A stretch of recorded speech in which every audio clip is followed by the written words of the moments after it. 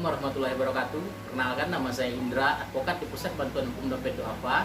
Acap kali melakukan pendampingan hukum terhadap pekerja dan juga melakukan sosialisasi tentang hukum tenaga kerjaan.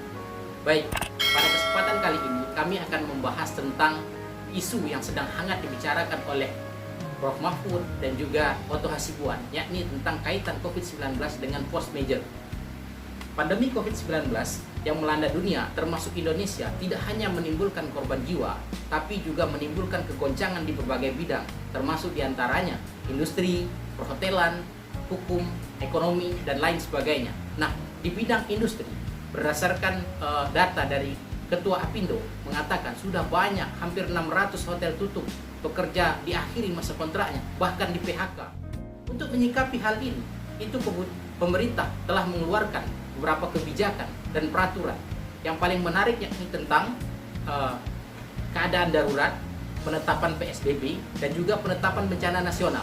Apabila semua pihak telah berupaya secara maksimal untuk menanggulangi permasalahan COVID-19, akan tetapi COVID-19 tidak kunjung berakhir, maka dapat dipastikan akan banyak perusahaan yang tutup, pekerja yang diakhiri masa kontraknya, bahkan di PHK.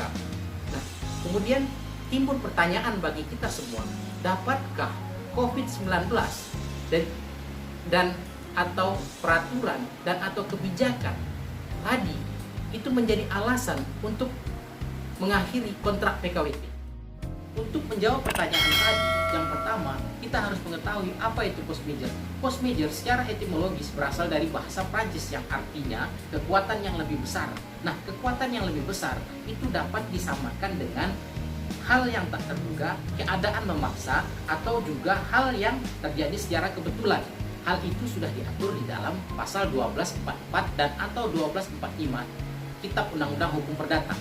Nah, kemudian apa arti dari keadaan memaksa itu menurut Kitab Undang-Undang Hukum Perdata tadi?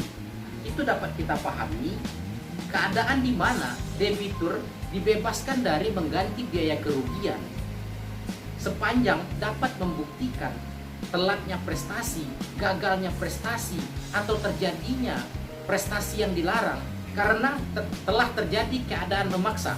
Apabila hal itu telah dapat dibuktikan oleh debitur, maka debitur dapat dikatakan tidak diwajibkan lagi untuk mengganti ganti rugi. Dapat kita pahami dari penjelasan yang umum dan tersirat tadi, berarti KUH Perdata itu tidak memberikan definisi yang jelas tentang force majeure, yang pertama. Yang kedua, KUH Perdata juga tidak memberikan perlindungan terhadap kreditur, karena frasa yang digunakan adalah debitur. Nah, kemudian yang ketiga, kita juga tidak mengetahui apa saja keadaan-keadaan yang digolongkan force majeure atau keadaan memaksa itu. Kita kan tidak tahu. Nah, untuk mengetahui apa saja keadaan, contoh-contoh keadaan force majeure itu, keadaan memaksa itu dapat kita lihat dalam praktiknya dalam putusan pengadilan di Indonesia atau biasa yang dikenal dengan jurisprudensi. Nah, kalau kita melihat ke jurisprudensi itu, keadaan memaksa itu dicontohkan seperti yang pertama, peristiwa alam, atau yang kedua, hilangnya objek perjanjian, yang ketiga, tindakan administratif penguasa, yang keempat, keadaan perang, keadaan bahaya, kerusuhan sosial, dan peraturan pemerintah. Perlu kita pahami juga, karena ini cuma jurisprudensi, bagi sebagian ahli hukum itu mengatakan kalau jurisprudensi itu hanya rujukan dan tidak bisa dijadikan aturan hukum yang pasti. Karena kalau kita mengacu ke undang-undang tentang pembentukan peraturan perundang-undangan, itu jurisprudensi tidak masuk ke hierarki peraturan perundang-undangan. Nah, sehingga dapat dikatakan jurisprudensi itu adalah sumber hukum sekunder, bukan primer. Yang kedua, lazimnya di Indonesia itu di setiap perjanjian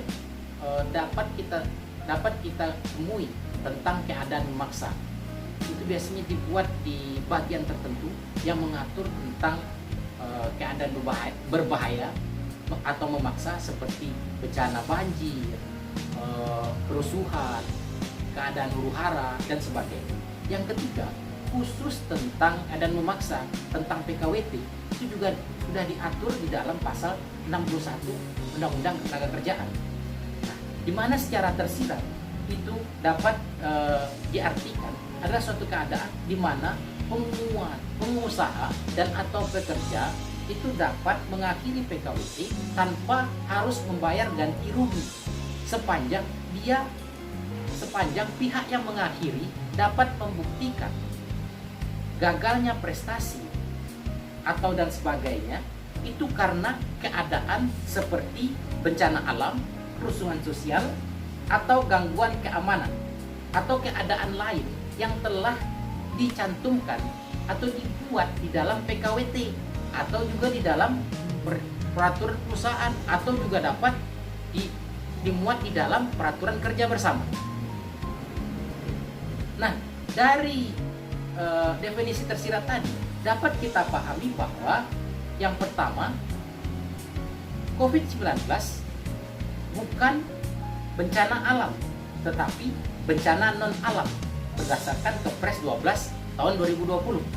Yang kedua, juga bukan kerusuhan sosial atau gangguan keamanan.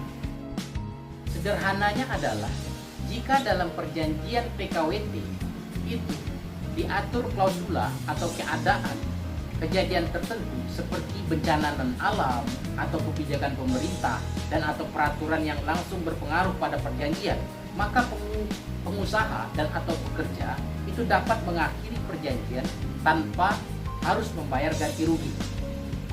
Sebaliknya, apabila di dalam perjanjian PKWT tidak diatur klausula atau keadaan seperti bencana non-alam atau peraturan dan atau kebijakan pemerintah yang langsung berpengaruh pada perjanjian, maka pengusaha dan atau pekerja itu tetap dapat mengakhiri perjanjian namun harus membayar ganti kerugian sebagaimana yang dimaksud dalam pasal 62 Undang-Undang Ketenagakerjaan.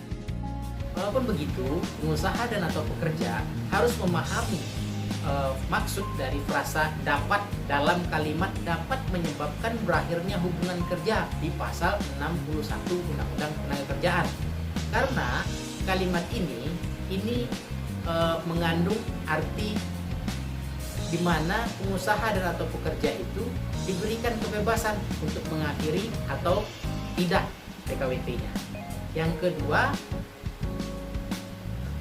kalimat ini tidak memberikan tidak memberikan pemahaman bagaimana cara mengakhiri perjanjian itu. Nah, namun pengusaha dan atau pekerja tidak perlu khawatir terkait caranya itu dapat dipahami dengan cara pengusaha dan atau pekerja yang ingin mengakhiri perjanjian dapat melihat di bagian tertentu di PKWT seperti di bagian penyelesaian masalah.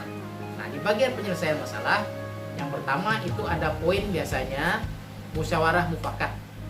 Nah, jika deadlock musyawarah mufakat dapat melanjutkan ke poin kedua yaitu di disnaker atau yang deadlock juga itu dapat yang ketiga mengajukan gugatan ke PHI atau Pengadilan Hubungan Industrial. Dari apa yang saya sampaikan tadi, tentunya tidak lepas dari perbedaan pendapat. Nah, terkait perbedaan pendapat, saya membuka kesempatan bagi teman-teman yang berbeda pendapat untuk dapat diskusi di nomor yang sudah tercantum di bawah ini. Kemudian, atau juga dapat menuliskan komentarnya di kolom komentar. Dan yang terakhir yaitu pengusaha dan atau pekerja yang membutuhkan advice lebih lanjut tentang hukum ketenagakerjaan juga dapat menghubungi kontak yang telah tersedia.